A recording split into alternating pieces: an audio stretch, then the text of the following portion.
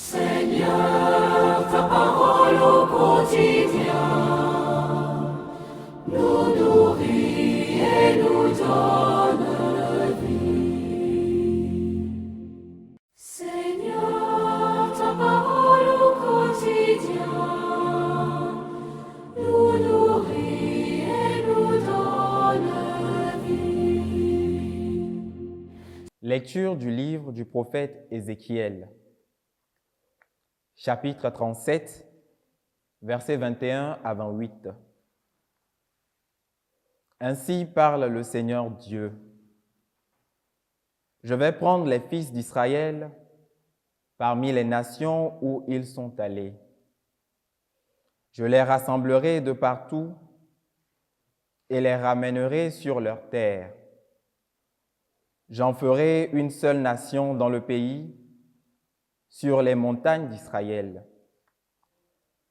Ils n'auront tous qu'un seul roi. Ils ne formeront plus deux nations. Ils ne seront plus divisés en deux royaumes.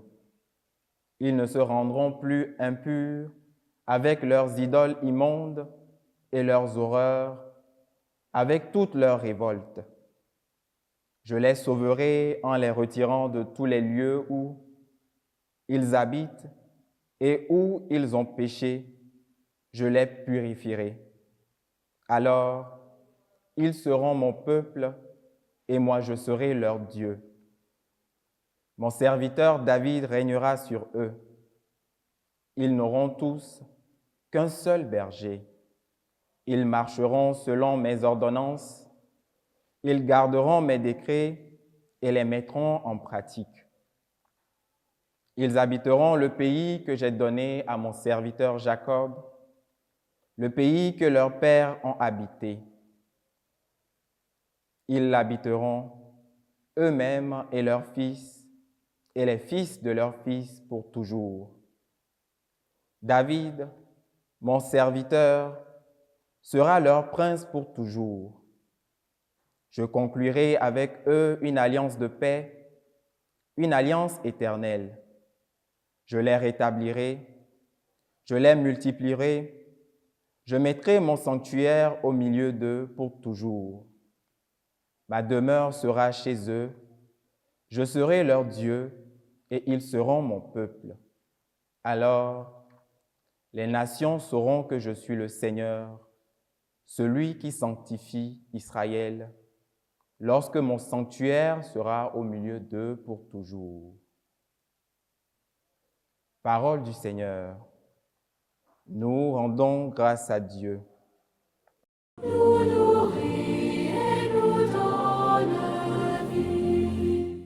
Le Seigneur nous garde comme un berger son troupeau. Le Seigneur nous garde comme un berger son troupeau.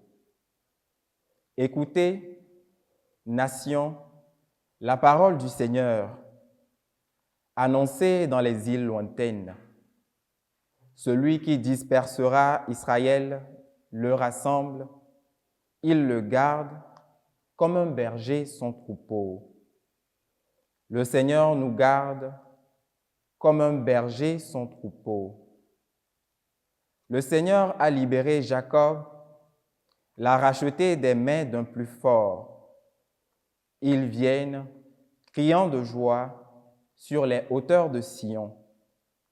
Ils affluent vers les biens du Seigneur.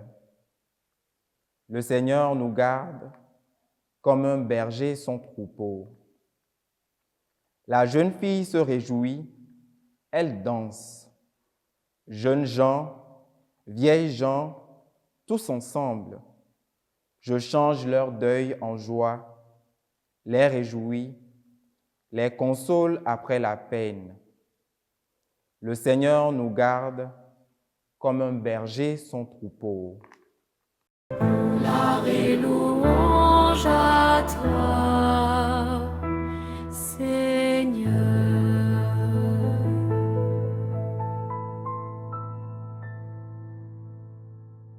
Rejetez tous les crimes que vous avez commis. Faites-vous un cœur nouveau et un esprit nouveau. Gloire et louange à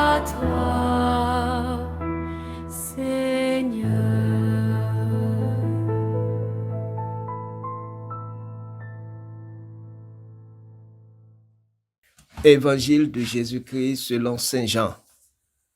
En ce temps-là, quand Lazare fut sorti du tombeau, beaucoup de Juifs qui étaient venus auprès de Marie et avaient donc vu ce que Jésus avait fait, crurent en lui.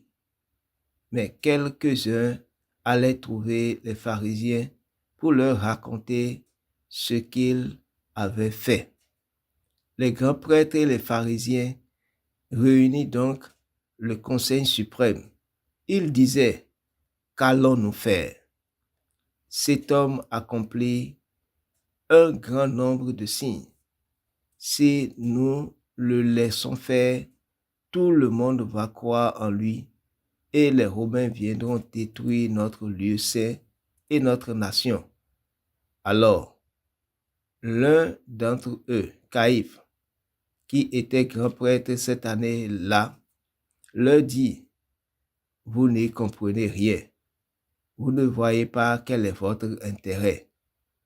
Il vaut mieux qu'un seul homme meure pour le peuple et que l'ensemble de la nation ne périsse pas. Ce qu'il disait là ne venait pas de lui-même, mais étant grand prêtre cette année-là, il prophétisa que Jésus allait mourir pour la nation. Et ce n'était pas seulement pour la nation. C'était afin de rassembler dans l'unité les enfants de Dieu dispersés. À partir de ce jour-là, ils décidaient de le tuer. C'est pourquoi Jésus ne se déplaçait plus ouvertement parmi les Juifs. Il partit pour la région proche du désert, dans la ville d'Éphraïm, où il séjourna avec ses disciples. Or, la Pâque juive était proche, et beaucoup montaient de la campagne à Jérusalem pour se purifier avant la Pâque. Ils cherchaient Jésus et dans le temple, ils se disaient entre eux, qu'en pensez-vous? Il ne viendra sûrement pas à la fête. Les grands prêtres et les pharisiens avaient donné des ordres. Quiconque saurait où il était devrait le dénoncer pour qu'on puisse l'arrêter. Acclamons la parole de Dieu. Gloire et louange à toi, Seigneur.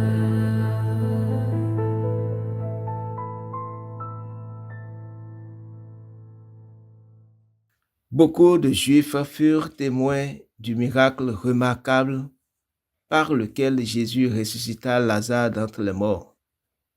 Ils virent Lazare revenir à la vie après avoir été 4 jours dans le tombeau, encore enveloppé de ses bandelettes funéraires. Tandis que de nombreux témoins reconnurent la gloire de Dieu et crurent en Jésus, beaucoup d'autres ne crurent pas et encourageaient le Sanhédrin à faire quelque chose. Pour les pharisiens, croire que Jésus était le Fils de Dieu était trop difficile. Croire qu'il était le Messie promis menaçait de transformer complètement leur vie et pouvait même, pensait-il, conduire à la fin de la nation juive. À l'instigation de Caïphe, il décidait d'arrêter et de faire mourir Jésus. Combien de fois, comme les pharisiens, refusons-nous de reconnaître et de proclamer la gloire de Dieu par peur ou parce que cela nous met mal à l'aise? Nous évitons souvent les discussions animées sur des questions sociales sensibles comme l'avortement. Nous sommes souvent plus préoccupés par ce que les autres pensent de nous que par le fait de dire la vérité sur la dignité de la vie humaine. Nous aussi, nous tuons Jésus lorsque nous restons silencieux sur des situations qui nous appellent à proclamer la vérité de l'Évangile. Que Dieu nous pardonne toutes les fois où nous l'avons tué par notre silence coupable. Amen. Seigneur, ta parole